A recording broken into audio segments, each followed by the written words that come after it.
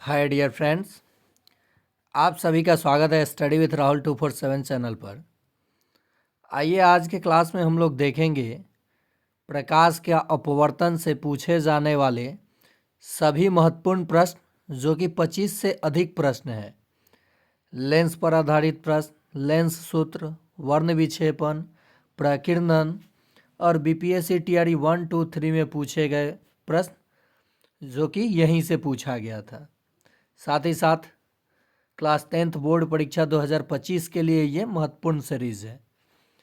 चलिए पहला प्रश्न देखते हैं, प्रकाश के अपवर्तन के कितने नियम हैं? तो प्रकाश के अपवर्तन के दो नियम हैं। कितने नियम? दो नियम। पहला नियम, जब प्रकाश की किरण विरल माध्यम से सघन माध्यम में जाती है, विरल से ये सघन माध्यम में, रेयर टू डेंसर, तो ये देखिए, ये जो इस पे डाला गया है आपतित किरण और ये ग्लास है अभिलंब, इसको नॉर्मल कहा जाता है। क्या कहा जाता है? नॉर्मल। तो जब प्रकाश की किरण विरल से सघन में जाती है तो ये अभिलंब की ओर झुक जाती है। जाना चाहिए था सीधा, ये यहाँ से बैंड हो गया। तो ये किसके कारण हुआ? प्रकाश के चाल में परिवर्तन के कारण। जिस पदार्थ में प्रकाश की चाल सर्वाधिक होगी वो विरल माध्यम, और जिसमें कम वो सघन माध्यम। समझ गए होंगे आप लोग।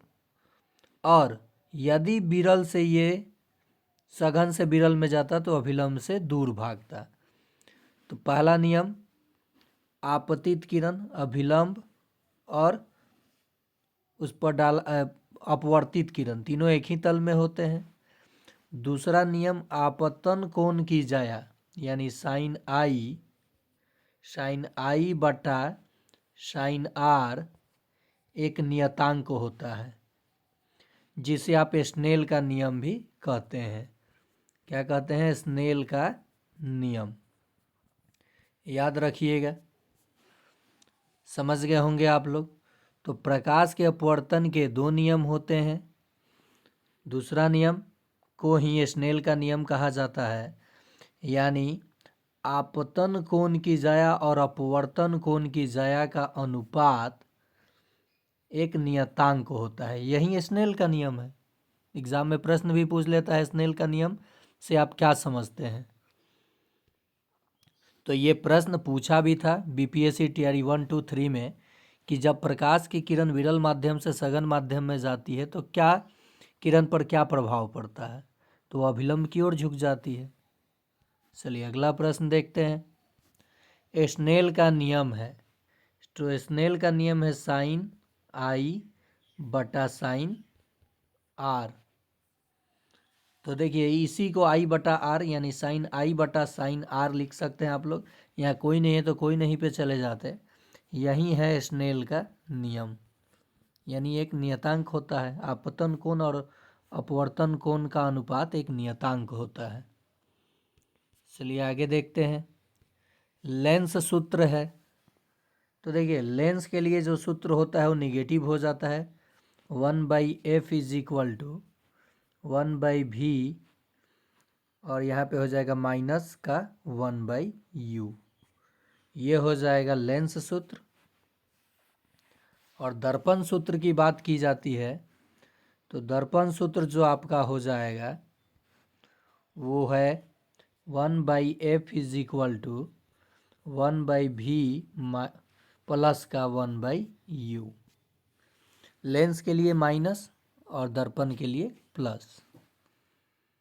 नेक्स्ट देखिए, लेंस के लिए जो ये मैग्निफिकेंस होता है, आवर्धन, लेंस के लिए आवर्धन का जो सूत्र होता है वो हो जाता है प्लस का v बटा u, प्लस का v बटा u।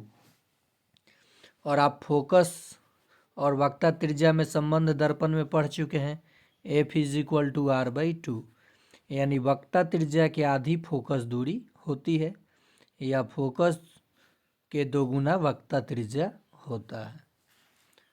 ये समझ गए आप लोग। चलिए आगे चलते हैं। आगे देखते हैं प्रश्नों को। लेंस के लिए आवर्धन होता है, तो अभी मैंने बताया। 1 नंबर प्रश्न मानकर आप कमेंट में जवाब ज़रूर दीजिएगा। नेक्स्ट प्रश्न, आकाश का रंग नीला क्यों दिखाई देता है? ये भी बीपीएससी टीआरई में पूछा हुआ प्रश्न है और बहुत सारे परीक्षाओं में ये प्रश्न पूछा जाता है। तो प्रकाश के प्रकीर्णन के कारण आकाश का रंग नीला दिखाई देता है, स्कैटरिंग ऑफ लाइट के कारण। सूर्योदय एवं सूर्यास्त के समय आकाश का रंग लाल क्यों दिखाई देता है? तो ये भी प्रकीर्णन के कारण ही। क्या हो जाएगा उत्तर? प्रकीर्णन के कारण। हीरे का चमकना, हीरे का चमकना, टूटी हुई कांच का चमकना, और एक चीज़, टूटी हुई कांच का चमकना, मिर्च का, ये सब पूर्ण आंतरिक परावर्तन का कारण है। नेक्स्ट है, पानी में सिक्का उठा हुआ प्रतीत होना, या फिर मछली का वास्तविक स्थिति से ऊपर दिखाई देना, गहराई कम दिखाई देना, ग्लास में रखे पेंसिल का टूटा हुआ दिखाई देना, पानी में रखे रॉड का बैंड होना दिखाई देना, ये सब कारण है प्रकाश के अपवर्तन का। किसका? प्रकाश के अपवर्तन का, याद रखिएगा। चलिए आगे प्रश्न। एक प्रश्न बीपीएससी में यहाँ से आया था, पूर्ण आंतरिक परावर्तन से ऑप्टिकल फाइबर 9th-10th में पूछा था। ऑप्टिकल फाइबर जो है वो पूर्ण आंतरिक परावर्तन पे कार्य करता है। ऑप्टिकल फाइबर किस पे काम करता है? प्रकाश के पूर्ण आंतरिक परावर्तन के कारण, पूर्ण आंतरिक अपवर्तन, पूर्ण आंतरिक परावर्तन के कारण वो कार्य करता है। दूरदृष्टि दोष का निवारण किया जाता है। तो देखिए 2 का 3, यानी 2 नाम का ये ह्यूमन आई डिजीज है, मानव नेत्र का दोष है। तो 2 का 3 यानी उत्तल लेंस से। किससे? उत्तल लेंस से। निकट 3 का 4, निकट में 3 शब्द है तो 4 शब्द वाला लेंस अवतल लेंस से निवारण किया जाता है। तो दूरदृष्टि दोष का निवारण किससे किया जाता है? उत्तल लेंस से। अब देखिए उत्तल लेंस में दोनों प्रकार का प्रतिबिंब बनेगा, आभासी भी वास्तविक भी। मैं फिगर बता देता हूँ। जो बीच में मोटा हो और शीर्ष पे पतला हो, ये उत्तल लेंस है। कौन सा लेंस है? उत्तल लेंस है, उत्तल लेंस।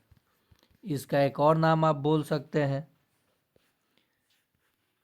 अभिसारी लेंस, क्योंकि सभी प्रकाश की किरण को एक बिंदु पर ला करके पैरेलल आने वाली प्रकाश की किरण को बैंड होकर के एक बिंदु पर मिल जाएगा, तो ये अभिसारी लेंस भी कहा जाता है, कन्वर्जिंग लेंस।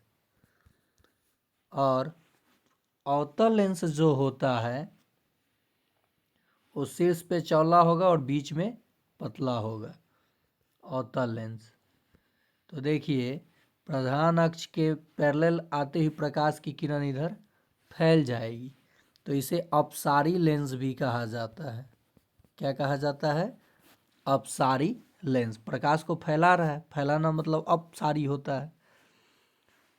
और इस लेंस की जो फोकस दूरी होती है ऋणात्मक होती है और उत्तल लेंस की फोकस दूरी धनात्मक होती है। ये सब आगे मैं बताऊंगा।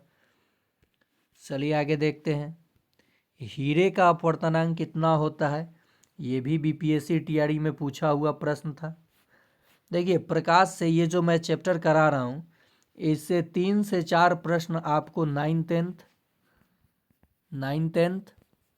कम से कम 2 प्रश्न तो ज़रूर, 6 to 8 में 2 प्रश्न साइंस में, और 1 to 5 में 1 या 2 प्रश्न आपको देखने को मिलेगा ही मिलेगा। तो हीरे का अपवर्तनांक कितना होता है? 2.42। ये हो जाएगा। आगे देखते हैं। किस लेंस में दोनों प्रकार का प्रतिबिंब बनता है? तो उत्तल लेंस। देखिए दर्पण में अवतल था, लेकिन लेंस में क्या हो जाएगा? उत्तल, कॉन्वेक्स लेंस। किस में हो जाएगा? कॉन्वेक्स लेंस में। याद रखिएगा। अगला प्रश्न है, जब प्रकाश की किरण सघन से विरल में जाती है तो किरण पर क्या प्रभाव पड़ता है। अब देखिए क्या कह रहा है, सघन से विरल में, विरल से सघन नहीं कह रहा है, सघन से विरल में, यानी ये सघन हो गया ग्लास, कांच का ग्लास। अब ये विरल में प्रकाश की किरण जाना जा रहा है तो ये अभिलंब से दूर हट जाएगा। अभिलंब को सामान्य भी कहा गया था बीपीएससी में, तो सामान्य से दूर हटेगा। और वहीं रहता है कि विरल से सघन में तो अभिलंब की ओर झुकता है, तो ये अभिलंब से दूर जाता है। आंसर हो जाएगा बी नंबर। अगला प्रश्न, लेंस की क्षमता मापी जाती है तो ये डायप्टर में मापी जाती है। लेंस की क्षमता डायप्टर में मापी जाती है। लेंस की क्षमता P is equal to 1/f, जो कि इसे आप लिख सकते हैं 100/f, क्योंकि f सेंटीमीटर में दिया रहेगा। किसी उत्तल लेंस की फोकस दूरी 25 सेंटीमीटर है। देखिए लेंस उत्तल है इसलिए फोकस दूरी धनात्मक होगा, प्लस 25 सेंटीमीटर है, तो उसकी क्षमता कितनी होगी, तो 100/f, सेंटीमीटर में इसलिए ऊपर 100 ले गया, 25 चौका 100, प्लस का 4 डायप्टर हो जाएगा आंसर।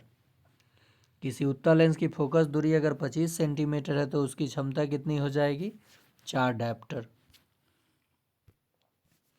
मिरिचका का कारण है, तो पूर्ण आंतरिक परावर्तन के कारण रेतीली एरिया में या गर्मी के मौसम में आपको रास्ते पे कहीं कहीं पानी समझ में आएगा, लेकिन वास्तव में वहाँ पानी नहीं होगा। या फिर पेड़ का उल्टा दिखाई देना है, लगेगा कि तालाब है उसमें पेड़ दिखाई दे रहा है, तो मिरिचका कारण है पूर्ण आंतरिक परावर्तन। दो जगह हो गया है। जब किसी व्यक्ति को नज़दीक की वस्तु स्पष्ट दिखाई दे और दूर की वस्तु स्पष्ट न दिखाई दे तो वह किस प्रकार के नेत्र दोष से ग्रसित है। तो इसका सही जवाब हो जाएगा, जो दिखाई देगा वहीं उसका दृष्टि दोष होगा। तो निकट का दिखाई दे रहा है, दूर का नहीं, तो निकट दृष्टि दोष है। ये सुनने में आपको थोड़ा उल्टा लगेगा, और इसका निवारण अवतल लेंस के चश्मे से किया जाता है। यानी अवतल लेंस की जो फोकस दूरी होती है वो ऋणात्मक, तो इसकी क्षमता भी जो होगी, अवतल लेंस की क्षमता वो भी ऋणात्मक। अभिसारी लेंस कहा जाता है, अभिसारी मतलब एक जगह मिलाएगा, तो उत्तल लेंस को अभिसारी लेंस भी कहा जाता है। Converging lens. अंतरिक्ष यात्री को आकाश कैसा दिखाई देता है, तो वायुमंडल के न होने के कारण अंतरिक्ष यात्री को आकाश का रंग काला दिखाई देता है।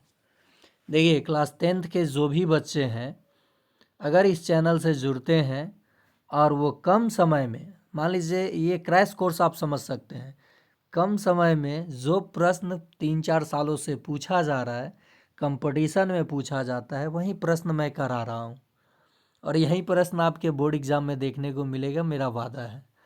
तो अगर आपके जानकारी में कोई भी क्लास 10th का बच्चा है, चाहे वो किसी भी बोर्ड से हो, तो आप उसे ये वीडियो शेयर कर दीजिए। अंतरिक्ष यात्री को आकाश कैसा दिखाई देता है, तो ये काला दिखाई देता है। किस रंग का तरंगदैर्घ्य सबसे अधिक होता है, ये 2 नंबर प्रश्न मान करके आप लोग कमेंट में जवाब देंगे। और सबसे कम बैंगनी का मैं बता दे रहा हूँ। इंद्रधनुष में कितने रंग होते हैं, 3 नंबर प्रश्न मानकर। सक्षमता वाले भी इसका जवाब ज़रूर देंगे। एक प्रश्न फिर आया, किसी लेंस की क्षमता 0.5 डायप्टर है, ये प्लस में दिया है, तो उस लेंस की फोकस दूरी क्या होगी। यानी निश्चित ही प्लस में आना है। किस में आना है, प्लस में आना है, और क्षमता ही दिया गया है, यानी 100/f, जो कि क्षमता दिया गया है, तो f इज इक्वल टू हो जाएगा 100/0.5। 10 ऊपर चला जाएगा, कितना हो जाएगा, 200 सेंटीमीटर, जो कि ऑप्शन में ही नहीं है। ऑप्शन सारा का सारा गलत है। चलिए आगे देखते हैं। पूर्ण आंतरिक परावर्तन के कारण होने वाली घटनाएं हैं। हीरे का चमकना, यहाँ कर देते हैं चमकना, ये भी है। पानी में पड़ी हुई परखनली चमकीली दिखाई देना, ये भी पूर्ण आंतरिक परावर्तन का कारण है। कांच का चटका हुआ भाग चमकीला दिखाई देना, ये भी। तो इसका सही जवाब हो जाएगा उपर्युक्त सभी। एंडोस्कोपी, देखिए पेट के आंतरिक हिस्से को देखने के लिए एंडोस्कोपी होता है, जो कार्य करता है पूर्ण आंतरिक परावर्तन पर। किस पे कार्य करता है? पूर्ण आंतरिक परावर्तन पर।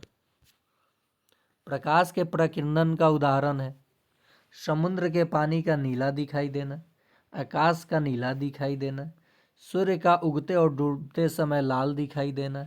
तो इसका भी जवाब हो जाएगा सभी, उपर्युक्त सभी हो जाएगा।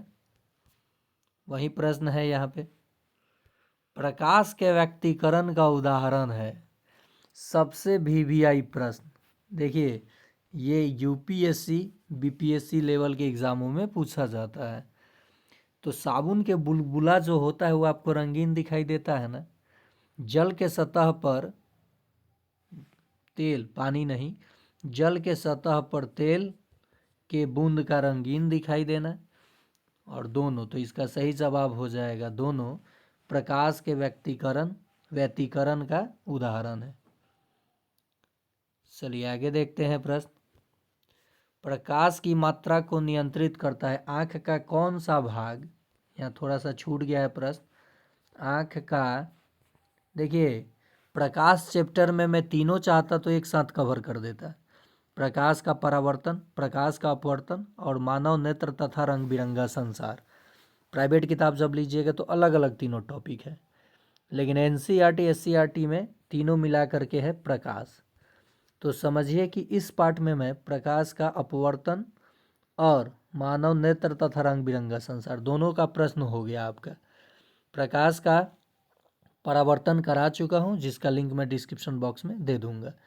बारी बारी से फिजिक्स का, केमिस्ट्री का और बायोलॉजी का सभी चैप्टर का मैं एमसीक्यू करा दे रहा हूँ, और गणित का भी, ताकि बीपीएससी टीआरई 4 के साथ साथ क्लास 10th के बच्चों का भी बोर्ड का ऑब्जेक्टिव का तैयारी हो सके। और सब्जेक्टिव के लिए क्या प्रश्न पूछता है मैं बताऊंगा अंतिम एक माह में, आप उसे पढ़ जाइए।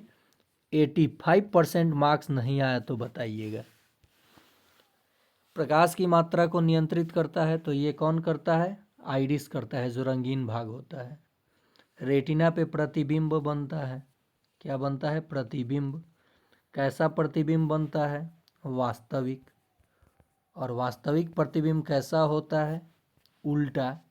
और हमारा ब्रेन इसे सीधा करके दिखाता है, क्या होता है? उल्टा। तो हमारी आँख पे किस प्रकार का प्रतिबिंब बनता है? तो कहिएगा वास्तविक, रियल। क्या कहिएगा? रियल। और का किस भाग पे आँख के? तो रेटिना के। नेत्रदान में कौन सा, देखिए ये सभी प्रश्न यहाँ महत्वपूर्ण है। नेत्रदान में कॉर्निया दान किया जाता है, आँख का कॉर्निया। और सूर्य के प्रकाश को नियंत्रित आँखों में कौन करता है? तो ये आइरिस। अभिसारी लेंस कहा जाता है। फिर वहीं आ गया अभिसारी यानी उत्तल लेंस हो जाएगा। अपसारी यहाँ देना चाहिए था, अपसारी लेंस। तो ये हो जाएगा अवतल लेंस, अवतल लेंस। याद रहेगा आप लोगों को। नेक्स्ट है न्यूमेरिकल प्रश्न है, लेंस सूत्र पे आधारित प्रश्न होगा। 1/f is equal to 1/v minus का 1/u। लेकिन चिन्ह परिपाटी आपको याद होना चाहिए, तभी आप सवाल बना पाएंगे। 25 सेंटीमीटर फोकस दूरी वाले अवतल लेंस, लेंस अवतल है इसलिए फोकस दूरी माइनस में, द्वारा 10 सेंटीमीटर की दूरी पर एक प्रतिबिंब बनता है। प्रतिबिंब यानी भी -10। क्यों? अवतल लेंस में हमेशा वास्तविक आभासी प्रतिबिंब बनता है और लेंस के बाईं तरफ बनता है। किधर? बाईं तरफ। तो ध्रुव से बाईं ओर मापी गई दूरी ऋणात्मक होती है, इसलिए प्रतिबिंब का भी दूरी हमने ले लिया -10। आपसे क्या पूछा है? वस्तु की स्थिति यानी u बराबर पूछा है। ये फार्मूला में 2 चीज़ दिया, u पूछा।